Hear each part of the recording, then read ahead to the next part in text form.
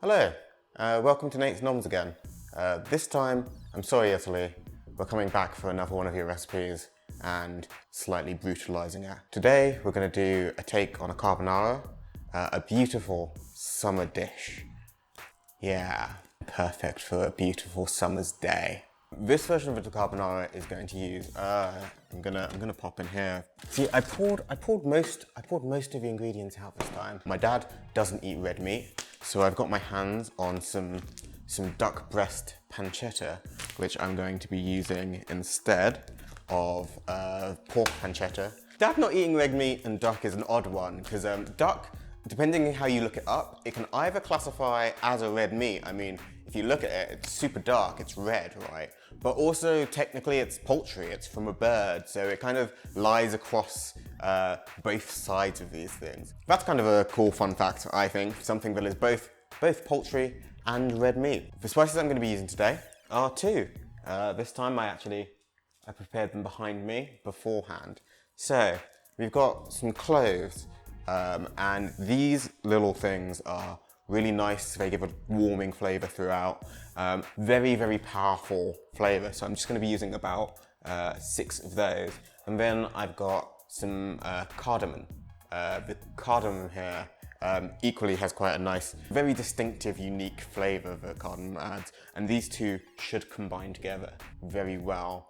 Additionally, both of them as spices need to be mixed with fat for the flavours to actually get out into the dish. Because a carbonara really relies on just rendering the fat out of the original meat, we can just throw those spices in and that should seep into the fats. And then when we toss it and add the eggs in, that should mellow, because they're both quite strong flavours, should mellow them out, so you just get that hint of interestingness for your traditional dish. A traditional carbonara is a really simple dish. It's just a few ingredients cooked really well.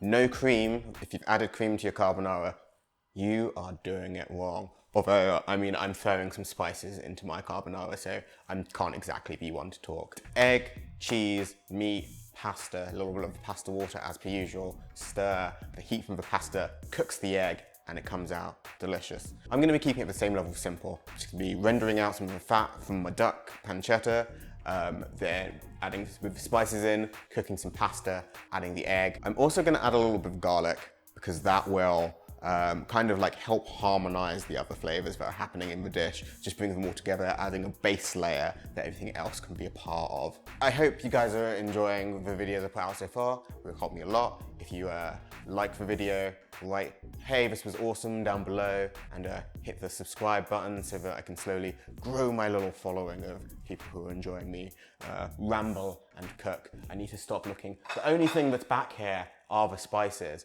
Like, they're not giving me any feedback. I don't know why I keep looking at them. Is there anything else that I need to mention? I think I've nailed everything. Let me think. Ah, yes. No, very important thing. I need to tell you what ingredients are required for this version of the dish. So, I have 100 grams of duck pancetta. You can use normal pancetta. It will work fairly similarly. I've got 5 whole green cardamom pods and 6 whole cloves. I'm going to use 2 cloves of garlic. I'm going to need about 100 grams of dry spaghetti. I think 100 grams, might be 125. I'll edit in the actual amount somewhere on this. This will serve 2 people, that's what I'm aiming for. You'll need about 25 grams or so of pecorino cheese. If you can't get hold of that, I'm using Parmesan. And then you'll also need 2 eggs, and that's it. Oh, some salt, some black pepper. That's it. You should be good. You should be golden. That's all of the ingredients. So, with all of those things in your little prepared area, which you can see I don't have yet, I guess it's time to get cooking. The first thing you need to do is the initial fiddly prep of peeling all the cardamom. If you can get your hands on whole cardamom, that's much better, because the oils and the seeds, as soon as it's peeled, evaporate really quickly, so cardamom loses a lot of its potency really fast once it's been pre-ground. Once you peel these things open, you'll see loads of seeds inside, and that's where all the flavour is. Just pop those out. And I gotta say, These things, as you're peeling them, smell incredible. Like, immediately it's very much, just get this cardamom into my mouth.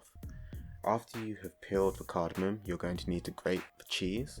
I'm of course using Parmesan. I'm using some scales because I like having precise measurements of everything that I am putting in. If you can't be bothered to weigh everything out, pro tip, just buy some pre-grated. That will work perfectly fine. Once you finish doing all of your grating, you need to reserve a little bit of the cheese, and we're going to use that to finish off the dish when we're putting on the plate. Once you've reserved that handful, you need to crack one whole egg into the bowl, but then you also want to add the yolk of the other egg into the bowl. Using just the yolk of the second egg just will give this a bit more of a silky texture. I'll put up a recipe at some point in the future for something to do with that leftover egg white, because I hate wasting food as much as anyone else. Whisk everything up and make sure it is thoroughly combined, and then set that aside. Next, you're going to want to heat up some oil in your pan, and then add in the pancetta that you're using, as well as your spices, and then also just lightly crush your garlic cloves and add those into the pan too. You just want to make sure the pancetta is well browned. Once it's well browned, that means that's some extra flavour that you're adding in to the entirety of the recipe. You can set that down to kind of a lower heat and leave that there for the flavours from the spices that you've put in there to like infuse into the fats. Now you want to start putting your spaghetti on. Just cook it according to the instructions on the back, apart from you want to cook it for 2 minutes less than it's instructed. Once you got to that point, take all of the solids out from the pot where your pancetta is. At this point, I also took out all of the cloves that are in there because they're not really that nice to eat. When a dish is finished, they're a bit chewy and gross. Also, look how delicious this pancetta looks. I'm not gonna lie, I did sneak multiple pieces of it off before the carbonara is finished. Add some of the pasta water to your pan, and we're going to finish cooking the pasta in the pan. So add a little bit, drain the rest of the water, then add the pasta to this pan, heat it up, stir it to get some of the starch into this water so that the fat and the pasta water creates a nice emulsion.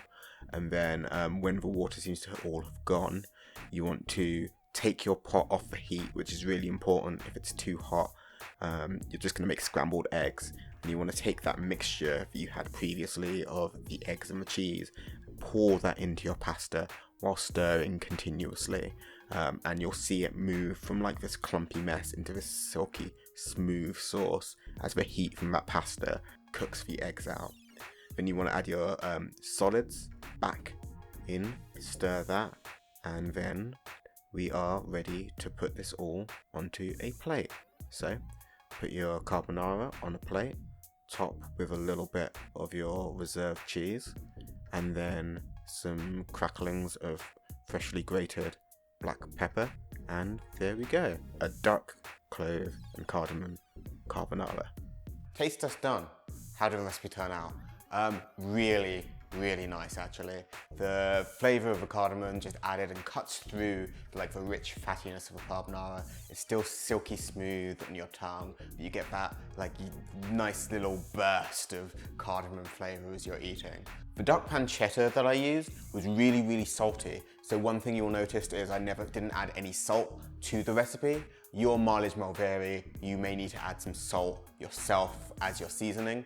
One thing I will do in future, I think, is I'm going to add some more cloves. The clove didn't come through very strongly when I cooked this one, and I think it would be nice to have a bit of a balance between those two rather than pure cardamom. But overall, I think that is a recipe that you guys should definitely try at home, give it a spin. I did end up adding, I think I'll pull it in like a mention in the thing, I ended up adding 2 extra cardamom pods worth of seeds into the recipe.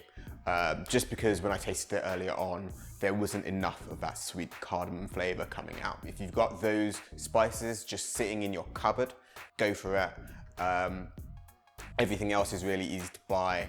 I hope you enjoyed. That's a very important factor. And if you did, once again, I'm gonna tell you to like, comment, and subscribe. Those are the things that I must tell all the people to do when they're on the channel.